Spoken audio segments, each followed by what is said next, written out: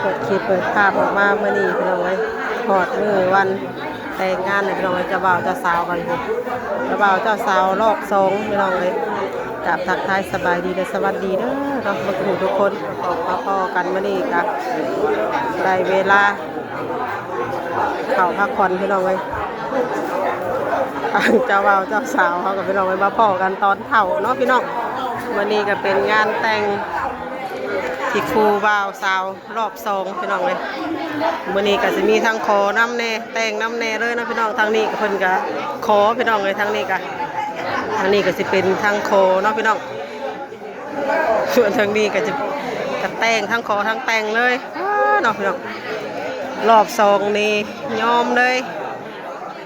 ใบรุ่นยังอายพี่น้องเลยแต่งแบบสายฟ้าแลบเลยเนาะพี่น้อง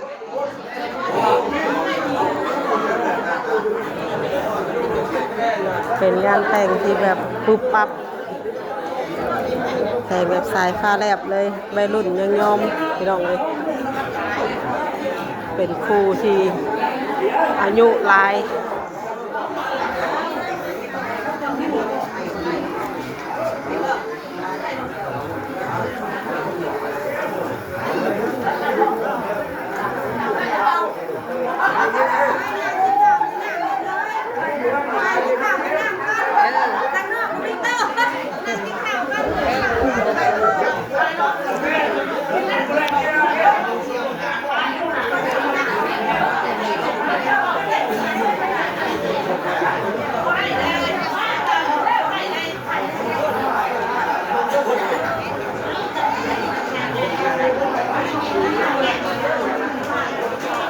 บ่ได้จัดงานใหญ่พี่น้องเลยมีแต่บอกพี่น้องเนาะบ้านใกล้เฮือนเคียงซื้อพี่น้องเลยพอเป็นแล้วหิดแล้วโค้งเนาะพี่น้อง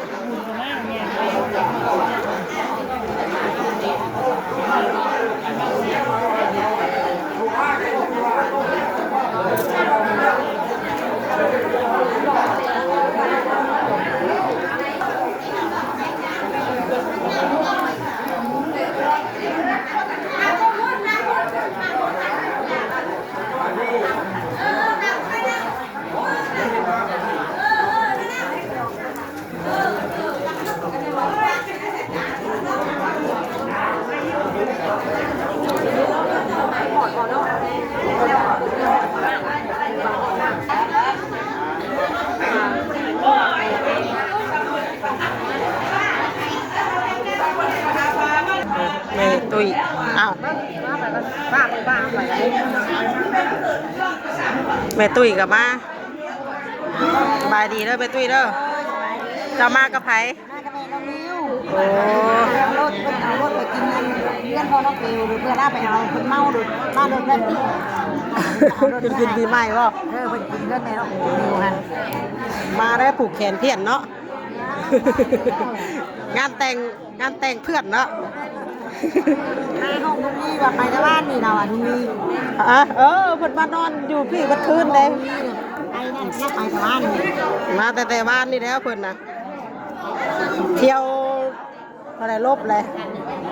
น้องพี่น้องเดี๋ยวเขาผูกแขนก่อนพี่น้องเลย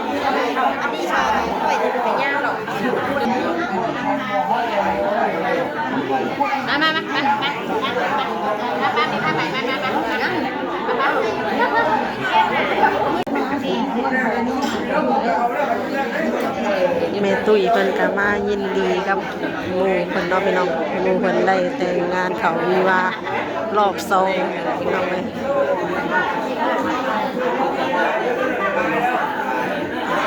คนก็มาหลายมาเต็มเพื่อนอยู่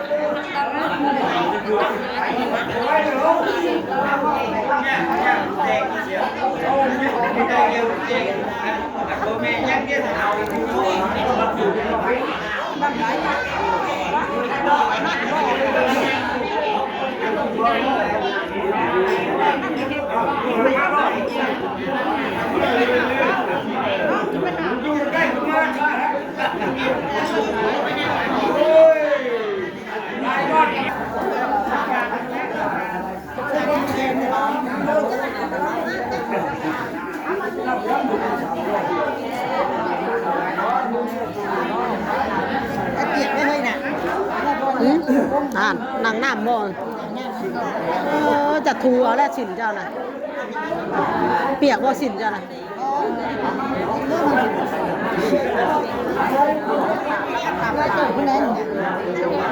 นั่งกิ้งเกือกเอาอยู่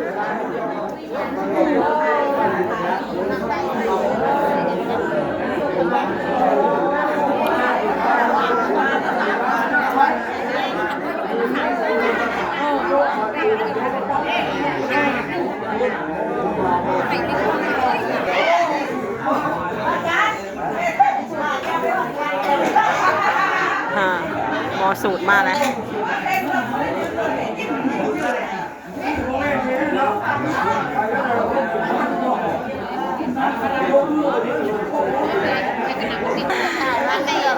ผัวบักไงเมียตัวน้อยๆดิว้ายหน่อยแต่กระโตได้บ่บ่แมนหา60ได้จักฮอดเด้อเนาะหา60พุ่นน่ะ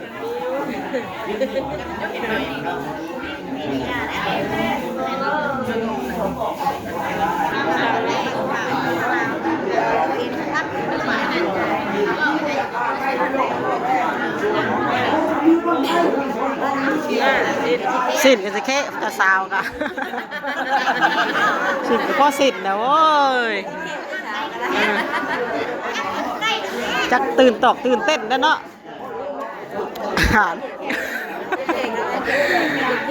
เหมือนแข่งเนาะเนา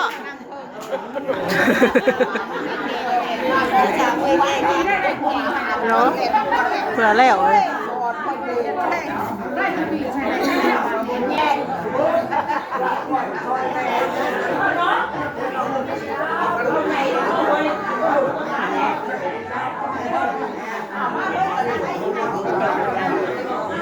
นี่แหละน้องพี่น้องเนาะบิ่งแน่นพี่น้องเลยพบพ่อกันตอนเถ่า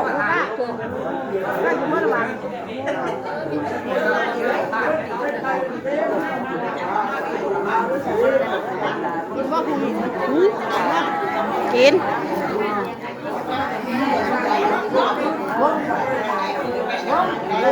มีน้ำแข็งนะคุณได้พาไปได้หรอแม่เจ้าจ้างคุณเจ้าแม่นะมาให้แม่เลยนะเอาต่อชุ่มนะยังจะพูดกับแม่ทันแล้วก็ใส่ลำบากให้มึงผักเอาผักลงปลาเขาดูมันผัก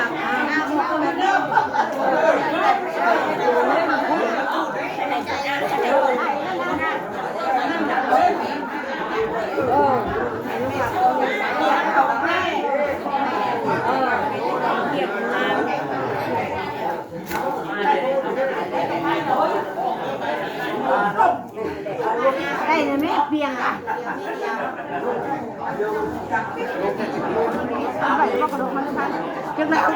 ขลองยังวันไหวเขาพักคนเด็ดดิชมมันไหวคนจังเนาะจังหวะเราคอชมมันไหวคนจังบ่สูตรก่อนเนี่ยมันจังไหวบ่อ้าวสิได้อยู่บ่เงินขลองเฮามื้อนี้ติสูตรก้อนเหรอแล้วจังไหวน้ำลังโอ้เนาะน้ำค่อยสับพอ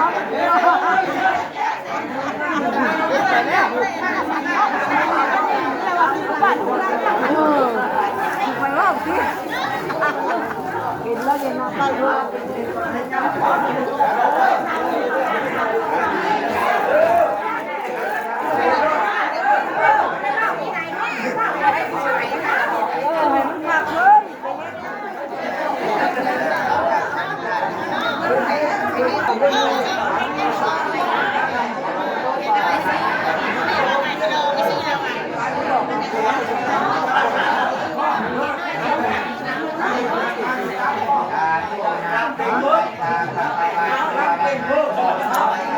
เริ่มเข้าสู่พิธีบัดนี้พี่น้องเอ้ยสู่ขวัญ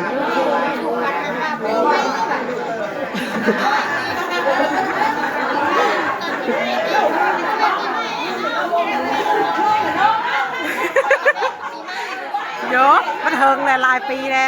ลืมเลยเนาะ เนี่ยหัวมันเหี่ยวออกคุณว่ามันจะได้ยินดีเลยเนี่ย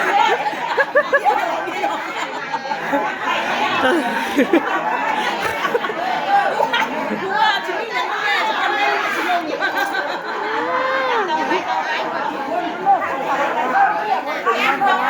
ไปก็มาหยอกแล้วเอาเพิ่นแน่ดิ ว่าเนอะไอ้ดูดิไอ้กันดิไอ้จะหมดมูแล้วจะไอ้จ้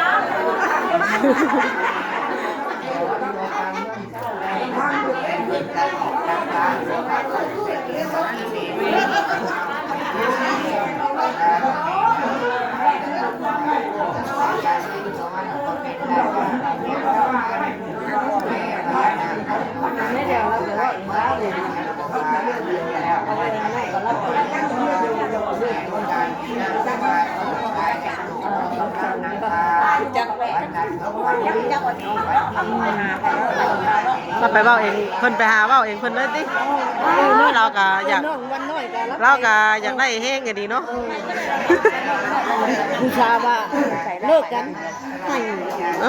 ผู้สาวว่าสิเลิกแล้วให้เราก็อยากได้วะเนาะเราก็อยากได้อันนี้วะ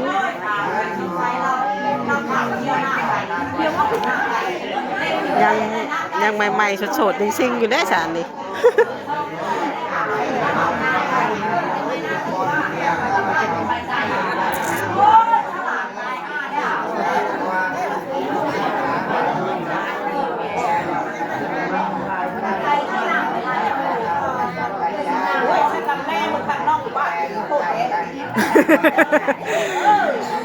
คือว่าลำแรกค่ะก็ได้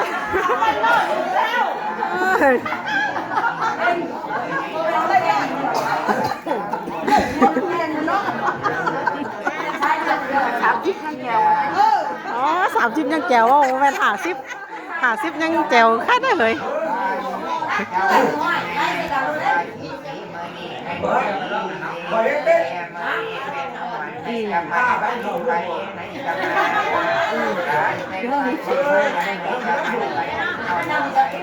ลงแล้วไปน้ำอะไรแล้วลงแล้วไปก้อนหิน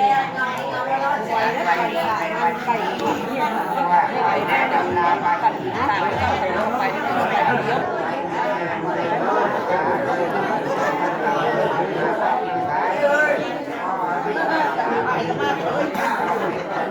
คือเล่นแล้วเราอ่ะคือเล่นดูไปเฮ้ยอันคือเรื่องนี้เฮ้ย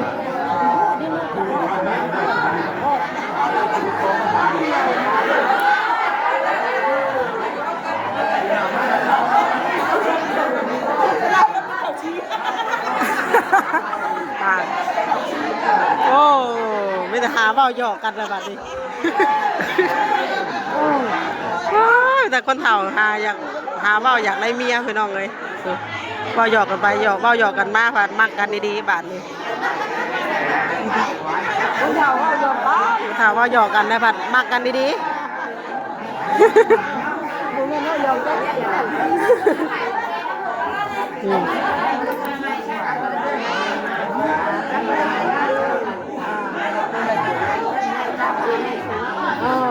ล้วคือไล่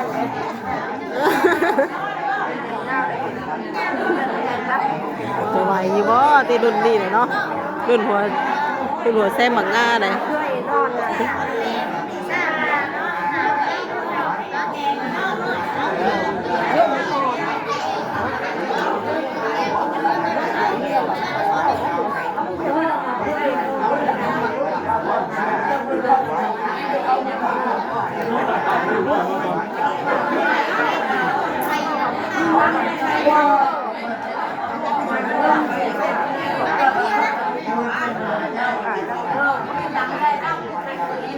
ำ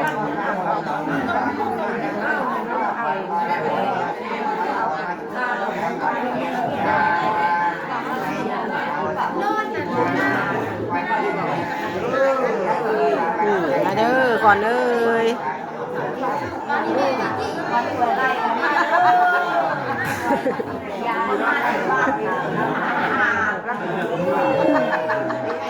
ันนี้แหละหลักขายไปทิ้งคน เอ้ามีผู้ว่าเอาผู้ ไปให้ไปหน้าหลักขายไปทิ้งคนแหละ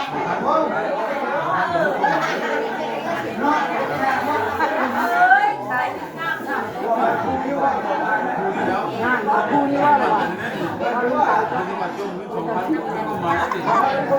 าวัดเอ้า เอาอย่าลงไปดีกว่าซ่าอีกเด้อเอาถอยเด้อวันนี้เมื่อยนะไอ้แน่เจ้าก็เมื่อยแล้วไร บ่ได้แน่แม่ แม่กำลังจะรับดีกว่าซ่าจะรับคืนมา บ่ได้แน่แม่บัด ได้ไปป้าไปป้ามา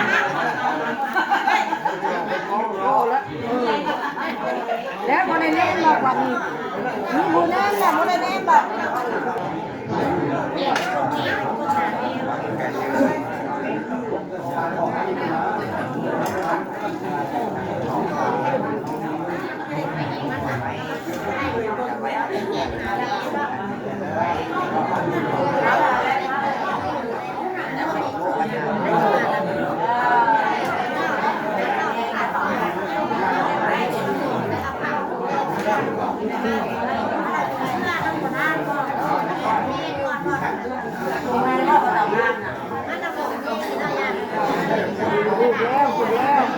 ถูกแล้ว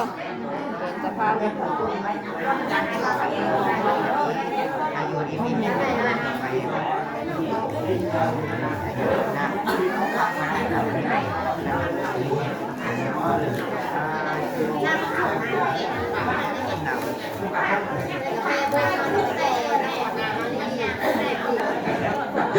กแขนแล้วจังสิไปไหวเขาร้องต่ออีกบัดนี้ป้าเพิ่นน้องสู่ขอนก่อนสู่ขอนก่อนได้จังไอ้ไหวเขาร้อง